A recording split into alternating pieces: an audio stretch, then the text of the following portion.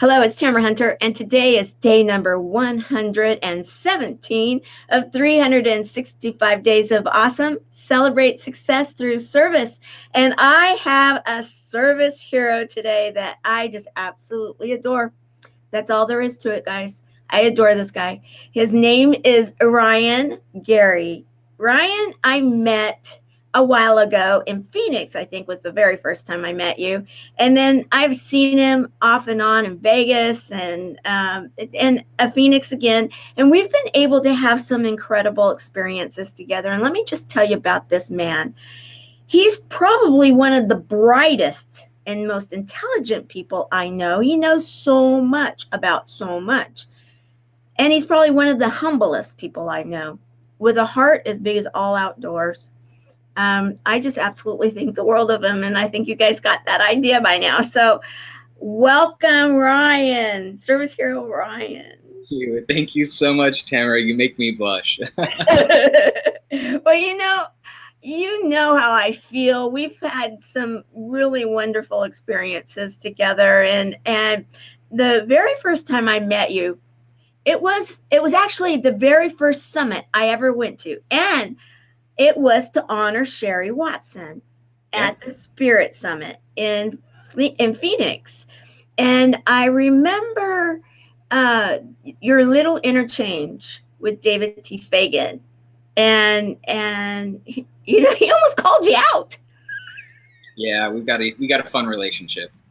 Yeah, because you worked at your background is incredible. And let me tell you why this man is a service hero. I'm gonna spill the beans and then we're gonna talk. This man, for a number of reasons, but there's one in particular that when we were in Vegas, Ryan had an interchange with someone that he ended up sharing on the stage, and it was about his whole philosophy in life is that he gives, and when he sees that there's a need, he gets in there and he cares about people. And you shared on the stage about an experience you had at one of the lunch breaks, and then you were up speaking. And I'll never forget that, because it was in a time that the police had been around, there had been, blockade. The show started late that day. There was just all this. And then you get up there and you showed just who you are. Do you want to kind of recap that? Because I thought it was so beautiful, because it was an onion to me. There were so many layers there. And that's the way I see you. Oh, fascinating. Yeah, I'd be glad to share a little bit. And it's interesting to hear your take on that too. That's one of the wonderful things about life is getting fresh perspectives, right? And being constantly open to this sense of wonder and curiosity. And if there's any one way where I could say I'm humble, like if I were to say why I'm humble, it's because I'm curious. I'm legitimately curious. And with curiosity comes an awareness that even though I may be at an evolved state compared to my previous selves, I'm still an unevolved yet evolving being. And it's that matters most. And that's what I love seeing in people. And so the event you're talking about, yeah, it was really interesting energy at that event that day, just because the environment had forced us into just this really interesting place where, as you said, like the vibe was a little off and kind of out of integrity with the purpose of the event, which is to live in your purpose, and some of that had to do with building evacuations, and there was a police shooting, and there's all kinds of just random stray events that just threw everything off. Yeah. And it was kind of like this buildup. It was really interesting. And so what happened, though, was luckily I was able to share this on Sunday. But what happened on Saturday was, this kind of energy was building. This is really interesting space. And I'm one of those people where I'm not money motivated. A lot of people know me from the sales and business development world, and I wear my salesmanship on my sleeve. I can't hide the fact that I'm a sales guy by nature. But I'm not money motivated. I'm motivated by seeing change. I'm motivated by seeing growth and by the sense of discovery. And so what was interesting is I was at this event, and it was kind of hard because I'm there with Sherry, and I'm there one part as a keynote speaker. So I'm preparing for my presentation, feeling out the audience, seeing what they need. I'm one part there, because Sherry and I had just started talking about what could we do together, because I just love, at that same Spirit Summit that David Fagan introduced us at, and we sat on the same panel. We had such a good vibe. There was clear something that we had to do together. There's just something we had to do. You ever meet someone like that? You just know we're gonna have something together. Oh yeah, yes. So that was Sherry and I for sure. And so I'm there one part as a keynote presenter. I'm there one part as a potential partner, and also one part participant, because I've always wanted to get my nonprofit launched. Right? I always wanted to go. I had this perception in my mind that I had to go make it big so I could go give back in a big way. Sherry's completely obliterated that. But so I'm at this event. And it's Saturday. It's the 3-day event, and we're into day 1, into day 2. We're halfway through day 2, and the building had already been evacuated once. There's just all this weird stuff happening. And it was interesting because I hadn't had enough facilitation of good yet. I was feeling stuck and trapped because I didn't have a means of fully participating as a participant. I didn't have the means of fully participating as this. I didn't have the means of fully participating in any one way. And because of that, I wasn't getting my needs met, right? I was still serving and still doing some things there, but my needs weren't being met. And so finally, by the way that this comes through, I'm like, I've got to go change some lives. I just have to go do some coaching somewhere. And so I'm going to go walk. And I don't know if anybody here has been to the foot of the Stratosphere in Las Vegas, but there's a lot of homelessness. It's not like the other hotels where they're sporadic, a panhandler here or there.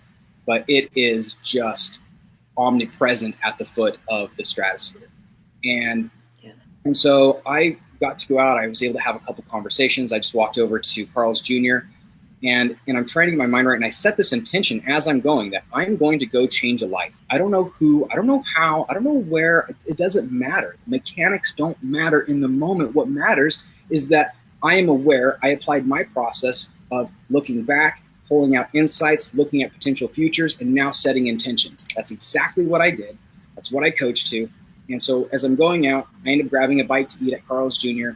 They give me French fries, which I don't eat because I'm on the keto diet, right? I've lost like 40 pounds this year and maintained it all. I know.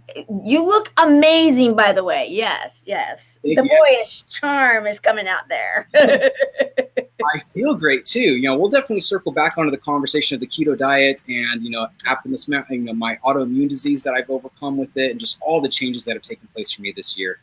But they bring me fries, and I don't eat fries. She's like, oh, I didn't order these. She's like, oh, you can keep them. I'm like, okay. So I look over, and there's a homeless guy who had just came in and sat his stuff down. He sat down there, and he didn't order anything. He just got a water cup, and so he was sitting down there, and so I offered him my fries. And so then he looks and he's like, hey, thanks. And next thing you know, conversation starts bit by bit. Within 5 minutes, he's out of his table and he's standing next to me at like the standing bar. Cause I stand and work a lot, obviously, most of you can see my situation here. And so what's interesting is within about 10 minutes, just this amazing spiritual transformation came about this guy. And he gave me such a good testimonial that I just had to say, I'm like, can I get that on footage? Do you mind if I share with others what you're just sharing right there? And he says, no. And so great, I've got my handy dandy camcorder and I'll show it to you guys here. This is my Zoom Q8. It's a brand new audio. I'm a pro audio guy. And that's cool. It's only $300 and it takes professional level microphones. So this is a phantom powered microphone going into a little Zoom camcorder, and I can use it as my USB microphone too. So I can just take this thing anywhere, have 2 pro quality lapel mics coming out of it, and I can just do spot interviews on the go. And I had just got it, and so I'm like, hey, I got this handy new camcorder. Do you mind if I mic you up and ask a couple questions? Or would you mind sharing that? And he says, no, not at all. He says, okay, and so I get him on footage sharing this. And I was able to share that the next day, knowing that it was no longer about me. I knew that once I had facilitated that change, I saw how what he was saying was what everyone else at the needed. Like, it was the most amazing thing, Tamara. This man, he got everything that I wanted to get out of the keynote presentation that professionals would have. The way he was talking, the way that he was coaching, he was talking about how my life isn't defined. He was using keywords that I didn't plant him with. I didn't anchor him to keywords, but he was using those keywords in what he was saying. And I'm like, this is so beautiful. I need to share this with others. And so luckily I had my camera, I had this. And so I was able to grab that footage and able to use that on stage the next day as a part of my keynote to all these people who have no idea who I am. And I'm such a loose cannon and such just a hard to pin down kind of guy that I'm like, how do I introduce myself? And so that's why I was able to come out on a Sunday and just have this footage to speak for me and say, my name's Ryan. And I know it may sound broad and vague, but I love seeing people change. I love seeing people innovate who they are and how they are. This is what I do. As a matter of fact, here's a video from yesterday, and was able to completely recreate the energy in the room and get everybody back in alignment with who they were. And that was something that I couldn't do on my own. It took the collaboration of me and that gentleman to take the time to hear me, for the experience that I've had in coaching homeless individuals, the experience I've had in being homeless, the experience that I've had in being an addict, the experience that I've had in helping addicts. It took all of that experience, so in that moment I could wing it and set an intention that I'm going to go out and change a life, and not only go do that, but then be able to have the footage to be able to show it and share that with others. And so that was just a fantastic blessing, in a way that I could reemphasize for myself that I have a system for managing me. And that's really what I wish I could impart to everybody. If anybody's listening, they're not sure exactly what's Ryan about, what am I here for? If I could serve you in any one way in your life, it would be to help you create a new you method, a method that works for you, YOU, your own unique method. Don't follow the Ryan method. Don't follow the Tamara method, the David Fagan method. Don't follow the Sherry method. Create your method. What's the method for you? Your own unique method. Now, that doesn't mean you don't take what we have. There's a time to emulate, but there's never a time that we not innovate. There's a time to innovate, but we absolutely want to leverage what we have. But it's up to us to develop our own unique method. And so that's really what that coaching session with that, if somebody's wondering, what did you do with that guy?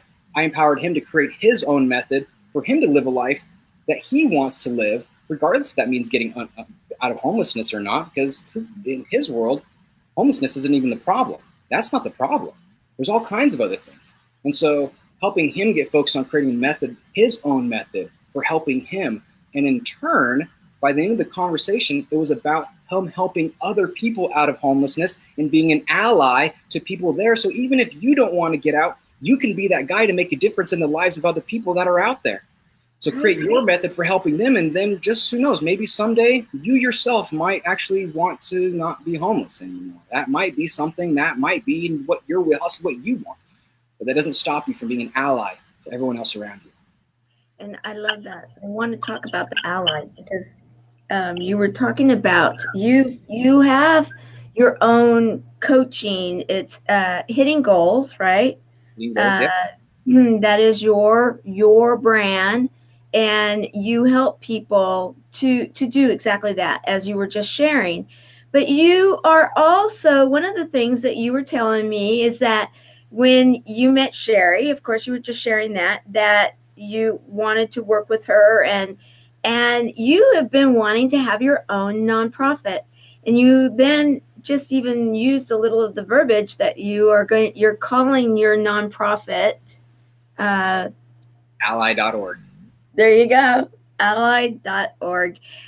I love it. And when you were telling me, I'm like, there's no one that could pull that off like you, And now I want you guys to understand, he's being humble when he's talking about his sales background, because this man was with Infusionsoft. You were an external salesperson, but you were also a partner, right? And you had a large part in some of the growth, a lot of the growth when it came to Infusionsoft.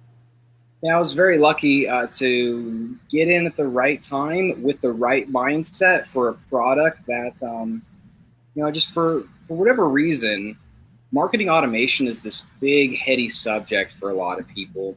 Mm-hmm. And luckily, at the point in my life that I was at, I had already started doing more marketing development. At that time, I had been a certified life coach. I was with the University of Phoenix Online, and we can talk about what I had done there. But I was starting to get this identity more around marketing and such. And so by the time I got into Infusionsoft, I had this process of being a life coach first before being a sales rep second. Because to me, being a sales rep is simply facilitating and encouraging an educated decision. I call it the feed model. If you love your leads, feed them. facilitate and encourage an educated decision. Oh, that's good. Oh, thanks. Yeah. and so knowing that that's where I came from, stepping into the world of Infusionsoft, whereas seeing marketing automation as some abstract, obscure thing, to me, all it was one-to-one connections in a one-to-many way. I could say, I want to take a prospect who came to my website, and if they fill out my form asking for my report, if this was a person, right? If this was an actual person walking into my business, I wouldn't just slap a report out to them as if they were known. I would take the time to find out, who are you? Have you been here before? Have you bought anything with me before? Are you a partner of mine? So in that same way, taking real world systems and applying it into the digital world of saying, now my web form is smart enough on my website to know, are you a buyer? If you're a buyer, don't send that free report because it has an offer at the end. Send this free report, which reemphasizes the value of what they bought and offers them, plants the seed for my upsell offer. Don't send them, this person's a partner. Don't send them this report, send them this one instead, because it talks about what we do for our clients, but also gives a slightly different partner slant as well, kind of thing. So all the small intelligence and nuance of Infusionsoft and marketing automation, where it's if this, then that, else if, all this technical stuff, camera, it's just people. It's just people. And once you understand behavior and behavioral dynamics, you can begin to map out, you can predict where people are going to go. Okay. And start building out your campaigns that way. And then secondarily, what made me really powerful is because the combination of salesmanship, systems, and then also the emotional relationship we have with our business, because this was one of the things that I gained a little bit of notoriety for was called negative assumption marketing. And I talked a lot about the psychology of that. When you build out an Infusionsoft campaign, it's actually smarter to build out a campaign assuming people aren't going to do what you want them to do. You build a campaign assuming you're not going to open my email. You're not going to click my email. But if you clicked, you're probably not going to buy. If you buy, you're probably not going to do this. If you did this, you're not going to do this, because then you can create your campaigns outside. Now, what's interesting is that makes logical sense. But as marketers, as creators, as business owners, as developers, do we want to think negatively about ourselves? Does our mind go naturally? Does it even want to go to the idea that someone's not going to do what we want them to do? No, we stay positive. We want to keep hopeful. We always say they're going to do this, and then they're going to do this, and then they're going to do this. No, they're not. And then you're actually looking at them in a reality-based, it's more reality-based. I don't know. I was a recruiter for a number of years, many know, and I had no problem with the negative assumption at all, because, I would then in a way overcome it, through the discussion, because we would bring it up. It would be like, and you would, because oftentimes, in the very beginning, I was in front of them. Later, it was, over the phone. But you would hear or you would see an audible, like, okay, that's been addressed. Now we can get our cards on the table and we can get real, right? Right. That's exactly. And when you do that, that's all you want. And if they're not meant to work with you now, that doesn't mean that they won't later. But you have taken that off the table so that it's like, okay, now we can see why we're here, why we're talking, what we can do together. And I love that. Okay, so now your projects, you are affecting so many in so many ways. And I want to double back to the keto diet, because you really had a reason to go on to it, didn't you? Yeah, it's autoimmune disease. It's really that simple. Most people are familiar with Aptimus mouth ulcers or canker sores, those little itty bitty sores you get in your mouth. When I hit puberty, for whatever reason, my immune system decided to start attacking itself. And so later on, 2007, I finally found out about a link between celiac disease and Aptimus mouth ulcers. And so I cut gluten out of my diet, and immediately the majority of the ulcers went away. I'd still have them almost constantly, but instead of having 12 or 24 or just constant outbreaks, I would have 1 or 2 or 4 or 5, or occasionally bad, I'd have 6 or 7 or 8 for a long time. And so I earned a reputation for myself as that bloody mouth guy, because I would literally talk until my mouth was just bleeding because I had so many ulcers. But you know what? I'm so grateful for that, though. I just like to pause and say I'm grateful for that, because it gave me the ability to sink my head into my students' needs. Remember, I was with University of Phoenix when I was just coming out of homelessness. And so the idea that I could pretend to be someone advising others on their life was almost laughable to me at the moment. But I knew that if I could convince myself long enough to just stay in the job and not self-sabotage myself, that maybe it might become true, that maybe I actually am someone who could provide some advice on life without being out of integrity. And so it gave me the ability, and that was when I was getting out of addiction as well. And that's one of the reasons why addictions were drugs and alcohol were such a prevalent part of my life, because for other people, getting sober meant just sobering up and dealing with life being sober, versus dealing with life where you're in constant pain, constant unending. Right. So your mouth is your, so imagine tackling the day where your moneymaker is your biggest liability, and your greatest asset becomes your greatest source of pain, becomes your greatest, that you just, talk about wanting, just rolling out of bed and literally your lips being stuck together because the canker sores kind of got glued. And now, like, you open your mouth when you wake up and now you're tasting blood first thing in the day, and you're rolling out of bed just praying for the strength to just to get to the shower, not make it through the day. I just need to get to the shower at least right now and not worry about myself. So that way I could focus 100% on my student. So the pain allowed me to get outside of my own self. Luckily, I had a good mom who taught me, where are you? You can be where you want to be. And, wonderful, wonderful, beautiful mama girl who taught me so much about energy and its relation to behavioral dynamics. And luckily, I had this ability to channel my consciousness away from me and my body and focus 100% on them. And who is this person? Where are you at in your life? Where do you want to get to be? What's held you back in the past? If those things weren't issues, who would you be? And have that real conversation with that person and completely block out the world. For those of you who watch Sherlock Holmes, the modern one, like where he goes into his mind castle, so to speak. Oh yeah. No, I love it. In fact, I just was touching that yesterday. I want to go back to something though, because we really didn't. We kind of crossed over it, just like zoom. Yeah. Your homelessness. Yeah.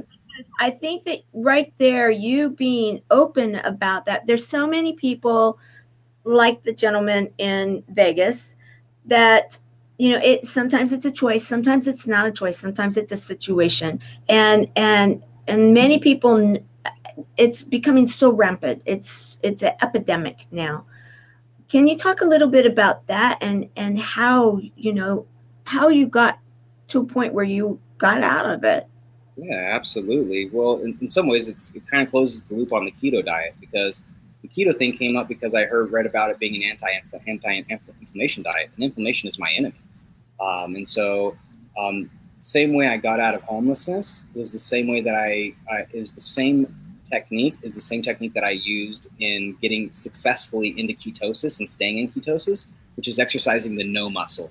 How can I say no effectively without triggering the pouty child who says, but I want it, right? So how do I effectively say no? What's my muscle for saying no to myself and things that I want, but not condemning myself to, no, you can't have that. So, man, life's going to suck for the next 5 minutes because I can't have that until the next 5 minutes because I don't even have the strength to say, no, I'll never have a piece of pizza again, even if it is gluten-free. I don't have that kind of strength, but I have the strength to get through this next little bit, and I can say no to that. And being my own good boss, I'm going to have a good time during the way. I'm not going to let the fact that I can't have that, I said no to me, stop me. And so that it made sense for keto, but it made it a lot easier for me to apply it to keto because in my life, I'm so used to saying no to things. I've built up a no muscle that I'm so used to saying no, but saying no doesn't produce the same negative emotional effects that it might with other people because I've taken the time to develop that inside myself. And so homelessness is almost more a matter of saying no to some things, such as, no, I'm not going to panhandle today. I'm going to go wake up and I'm going to go sell frozen meat door to door in Arizona for the next 8 hours so I can earn my money, even if I don't earn money. And there were days that, I lost money. I had to pay $20 to rent a truck full of frozen meat so I could go sling it for the day. I'd usually have to spend another $3 or $5 if I couldn't get the manager at Goodwill to give me a free shirt and a free outfit because I'm living on the streets, and that's the easiest way to get clean clothes is actually just get them out of Goodwill, right? I mean, washing them out of a Flying J, that doesn't work. The best way is just go get a new outfit. And sometimes Goodwill managers are kind and they give me one, they give me a shirt or so. Other times I didn't have to go in and buy a shirt. And so, yeah, it's really painful when you are homeless, you panhandle for the morning so you have enough money to go buy a clean t-shirt so you're not all super sweaty. You can shower using a gas station bathroom and be out there selling meat all day long, and the whole time fighting myself saying, dude, what are you doing?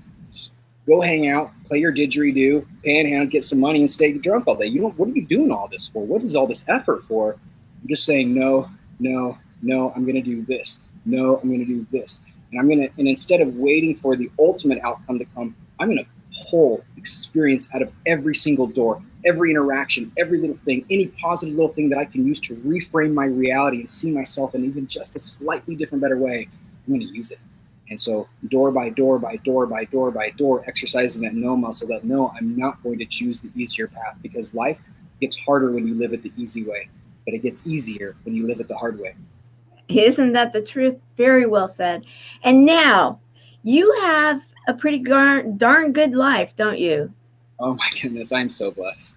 I mean, you really are. I mean, I'm going to show the fam here. You have you have it there on Facebook, and even for some reason I couldn't get your picture of the two of you and your wife. Gorgeous. And you told me stories of your daughter. She just sounds so much fun, and pictures and stuff. And when we were doing that one exercise where we were changing everything, you were like, oh yeah, she would totally be into this, and you see that personality right there. And the payoff for you in saying no has been that you have an amazing life. I do. More importantly, if I could say there's any one thing I'm grateful for, and I know this may sound weird, but I'm grateful for my brain. I'm really, truly grateful for the relationship that I've created with my brain and my body so they can work better together, so I can be a good father. Because it's one thing, seeing everything from the lens of sales. And so how did I get out of salesmanship? Yes, it's the no muscle, but it's learning how to sell yourself on making better decisions. And then when you make those decisions, fully implementing it and having the right attitude, having that. And so now as a father, as a husband, I apply that same sales psychology to selling myself on letting go of my needs. And even if I'm so tired, I'm like physically nauseous, you're not feeling you've had such a long day that your body is vibrating. You're literally just so tired, you're nauseous. It doesn't matter if that's how my body feels in the moment. I can do a body check and I can ask myself honestly, openly, do I need this rest, or do I have anything more in me to go be with my wife right now? And I can honest myself that question. And if I say, no, I don't, I'm tapped. I can go rest without the guilt of thinking. And so I can actually go lay down and actually rest, versus I can all of a sudden have the strength that I need to just say, sell myself on getting off the couch and going away using what little energy I have left to go scoot up next to my wife and how you doing, babe, and help her with the dishes. Not just do it like mope up, oh, here, let me help you, right? I don't want to, she's my prospect. She may be my wife, my prospect, and so I want my prospect to be happy. I want her to see that I respect her and that I'm not here to help begrudgingly. I'm here to help because I love her. I'm grateful for what we have in every single day. We'll share the story another time, but she and I only got married. We got married after only dating for 1 week. We now had our 15th anniversary last March, and so we've got our 16th anniversary coming up. We have 3 wonderful kids, the oldest turning 14 here soon. I'm celebrating, what would that be? So I right when I married her is when I wrapped up the button on everything hard, and so before then, so we're looking at 18 years. I don't even know how long I've been sober or clean. But it's been a long time. And then I've been a life coach, certified life coach since 2007. Infusionsoft I've been a full-time entrepreneur since 2010, being my own boss. She's been a full-time mom to our kids. So I could be a dad and I could be here and have lots of little mini conversations with my kids and help them with the behavioral dynamics between them. And that was such a big important to me. So yes, this is a life that, we have our property up in Sedona, which you haven't yet to come to. We need to come up there. We've got 6 acres up in Sedona. That we have to, we've got a little retreat up there that we've had for the past couple of years. It's all wilderness, and so we literally have to hack our trails through it. But I'm living this life that I never imagined I could have at the previous time.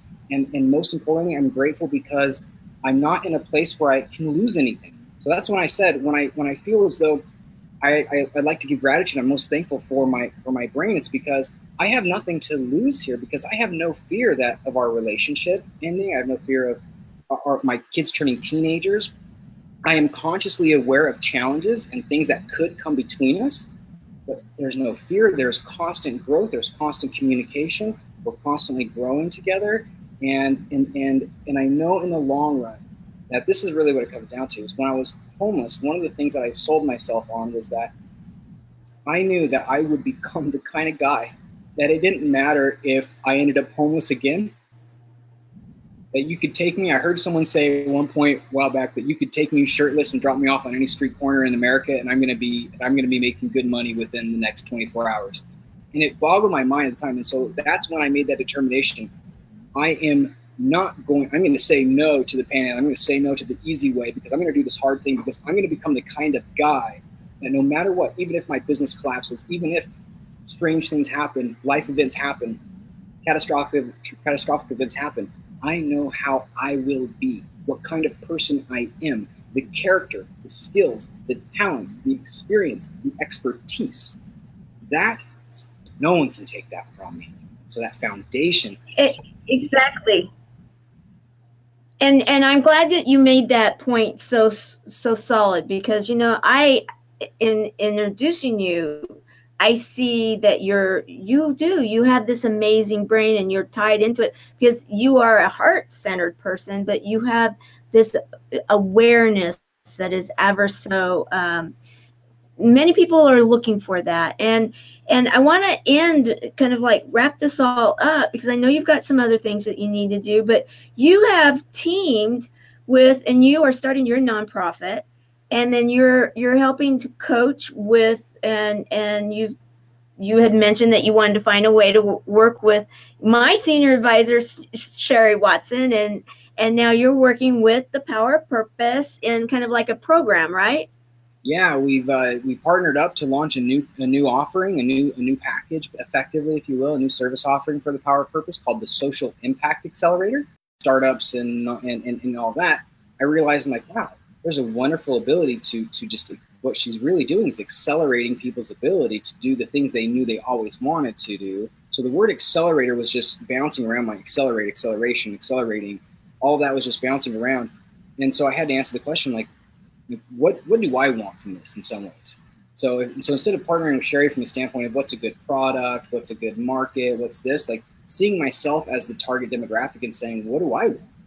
And what do I want to accelerate? I don't want to accelerate launching a nonprofit. Sure, I guess that makes sense, but that's a vehicle.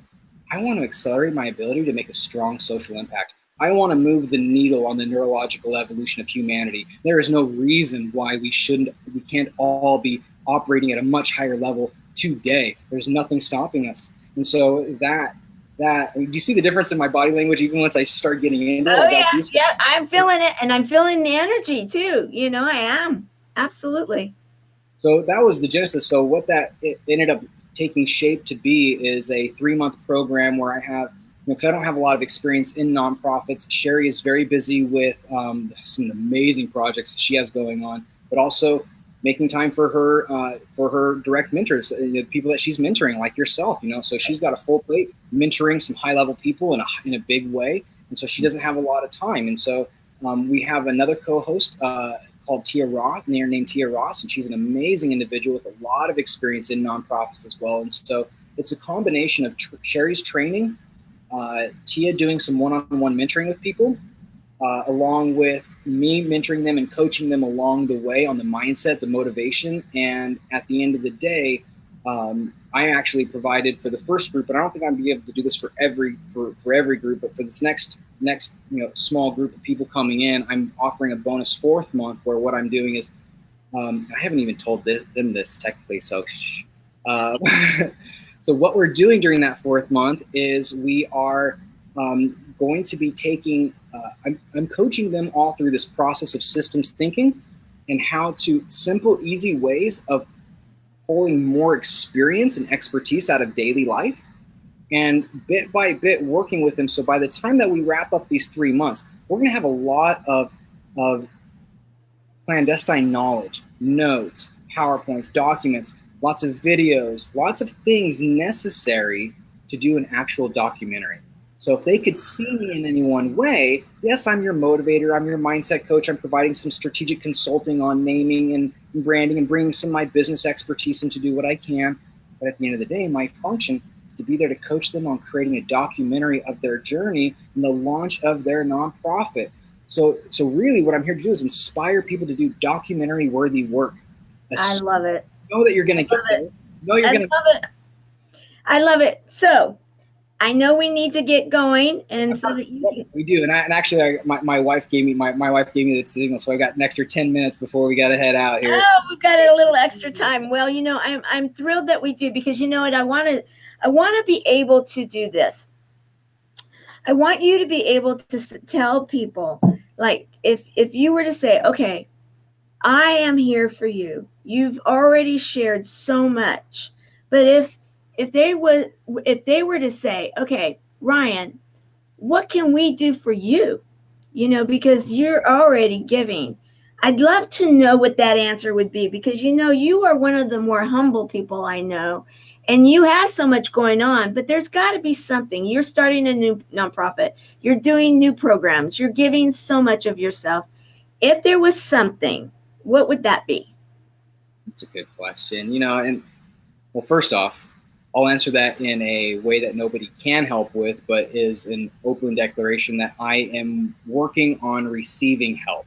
I'm used to being the provider. I'm used to being the problem solver. I'm not used to getting help. I'm not. And so that is something I'm working on. So I'm not sure, you and I hadn't talked about this. And so. No, but I know you well enough that I thought, okay, you know what, something's just prompting me to go there. When you got the little extra time, I wasn't going to, because I knew we were close, but you know, your wife gave me permission.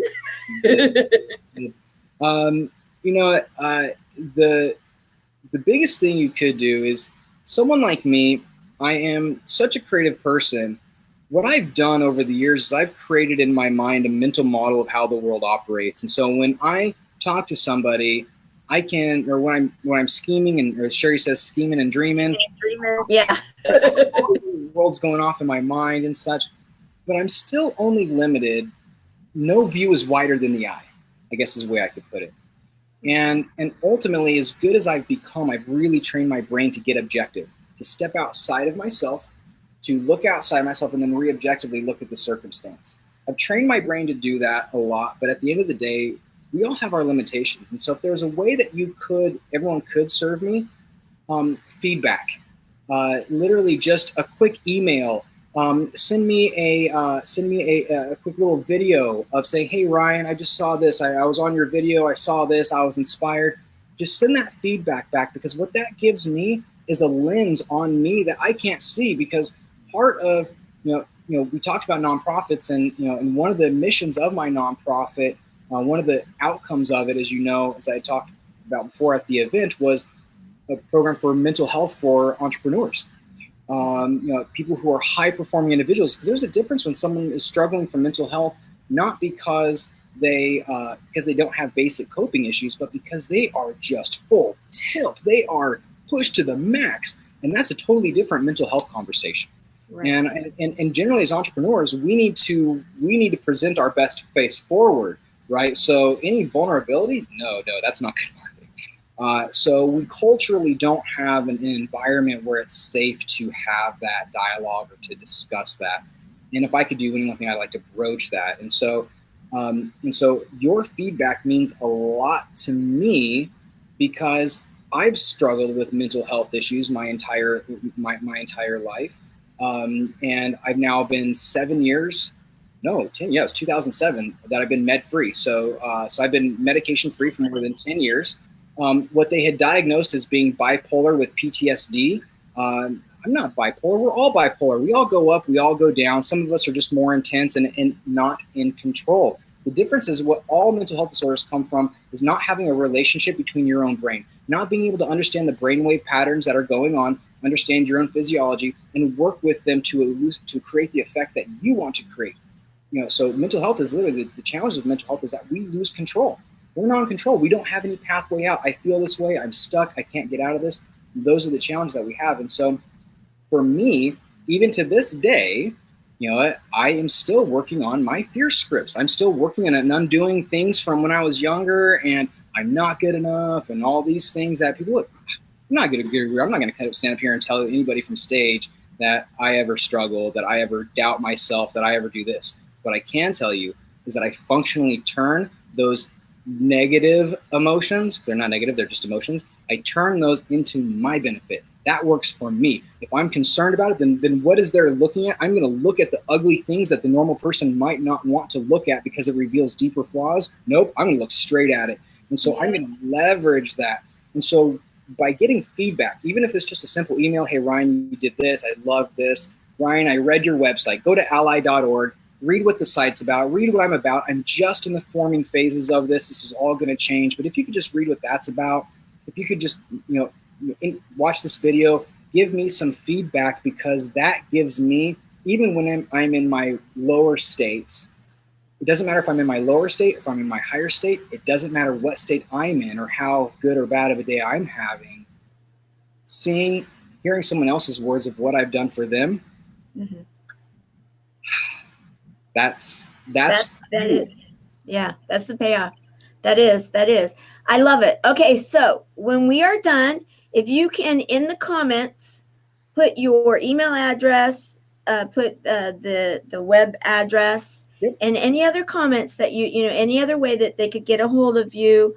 I would so appreciate it. I love that. That's a great idea. So if anybody wants to take Ryan up on it, please do. I am going to go ahead and close this. We're basically out of time, but I want to say thank you for being a service hero that you are. And as we close day number 117 of 365 days of awesome, celebrate success through service. Ryan, you are just an amazing service hero in every which way. And I just absolutely love your heart and your mind and everything about you. Tell your wife thank you for sharing, and best to your next ventures. And I cannot wait to find out more of what's going on with everything you're doing with the Power of Purpose and Sherry Watson. Thank you. Great crew. Thank you for having me. All right. You have a great day, and I will see everybody else tomorrow. Bye.